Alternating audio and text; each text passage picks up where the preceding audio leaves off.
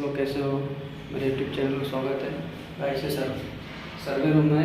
इधर से सब पावर डिवाइड होगा। हर हर रूम में जाने के लिए अलग अलग जगह से अलग अलग जगह जाएगा। सब जगह से सब रूम का अलग अलग पावर किया है।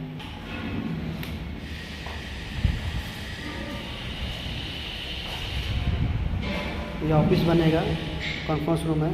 जो मुस्लिम होगा इसलिए पट्टी ऊपर से मारा है।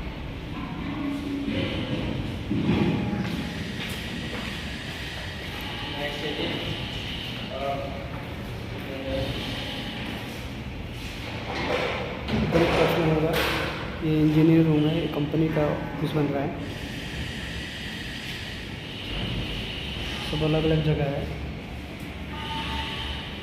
ये मैनेजर रूम है, बोर्ड है, कंप्यूटर है। कंप्यूटर का बोर्ड है सर। ये नीचे इंटरनेट का केबल है, इंटरनेट का बोर्ड है, यूपीएस और इधर मॉनिटर है। ये जो बोर्ड है ये कंप्यूटर का 1 2 3 और नीचे है यूपीएस का, और इसमें इंटरनेट का केबल लगेगा। कैट 6 का केबल है। इधर दीवार कटिंग होके अंदर आएगा।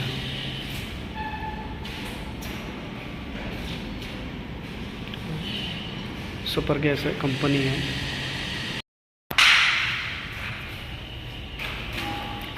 पैसे ऊपर से लेंगे। हाँ